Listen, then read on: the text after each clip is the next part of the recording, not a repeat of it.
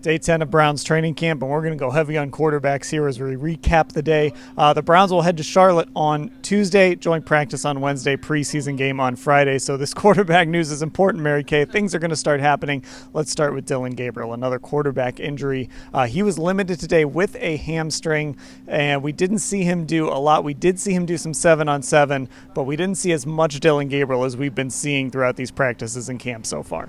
No, we really didn't, because Dillon, with Kenny Pickett, still sidelined with his hamstring injury, or at least not in team drills yet with his hamstring injury. Dillon has been running as the number 2 quarterback. He's been getting plenty of work with the first team offense and behind Joe Flacco, but not so today. He stayed out of team drills today. He only did the 7-on-7s when it came to something more involved after the individual stuff. So he stayed out of that team period at the end, and it's just weird. It's just weird that Kenny Pickett is out of team 11-on-11s. Dillon Gabriel is out of 11-on-11s. Fortunately for them, Shedeur Sanders is back from the sore arm that kept him out of team drills on Saturday. But I tweeted this earlier.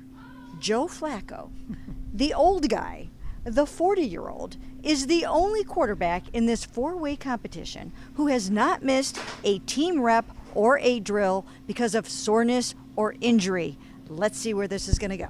Yeah, and Ashley, this is important, of course, for a guy like Dillon, because obviously with the joint practice, with the preseason game, those both represent big opportunities for a guy who, to this point, at least, completion-wise, statistics-wise, whatever you want to call it, has struggled. Yeah, and I think we talked about it with Kenny as well, but with hamstring injuries, they're so particular, right? And not everyone is the same, and every rep matters, and as you said, we've seen him struggle a little bit with his accuracy.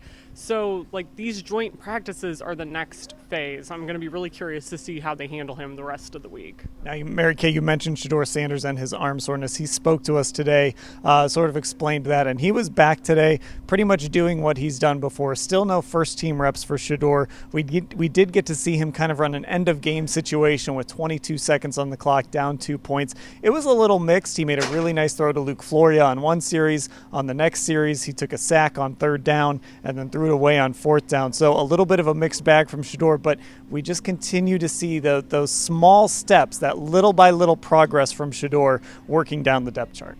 Yeah, absolutely. And I'm very curious to see what is going to happen in Carolina in the joint practice on Wednesday with some of the quarterbacks a little bit banged up, and then what happens in the game on Friday with some of these guys with tweaked hamstrings. I even asked today, is there a world in which Joe Flacco is going to play in that first preseason game? Because that was not going to happen. That was not something that was on the play sheet for Joe to play in this first preseason game, but he might have to.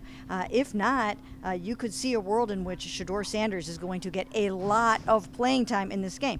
But I think that could possibly be a little dicey too if he is also dealing with a little bit of a sore arm. So stay tuned on all of this. Yeah, they're really kind of just holding this thing together, Ashley. But, again, for Shedeur, it's just baby steps. It's just continue. I know people want to see more and more and more, and I can understand that, especially with the way Dillon has struggled, but it really is just baby steps with him right now. Yeah, I think that's going to be most important. And I think overall it just kind of is surprising that the quarterback room here has run into this injury wall over this last week, just because there have been 4 guys. They were 2 spotting early, right? It's not like anybody's been getting too much usage or anything like that. But yeah, I think they're in an interesting spot. I think for Shedeur, you just want to keep accomplishing each new task that they give you, performing well when they give you something new, and that's the best possible start.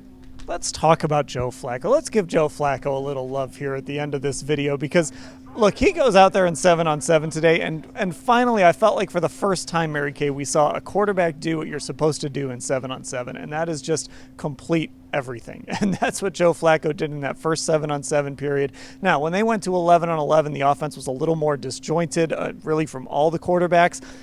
In that little end of game drill, he had a couple throwaways, but that was just kind of him being smart and understanding the clock.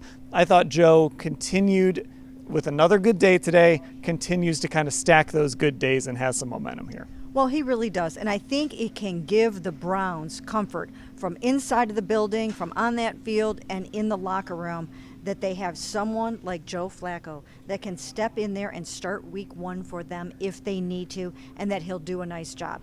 We know that he can flourish in this Kevin Stefanski scheme. He just takes to it. It's natural for him.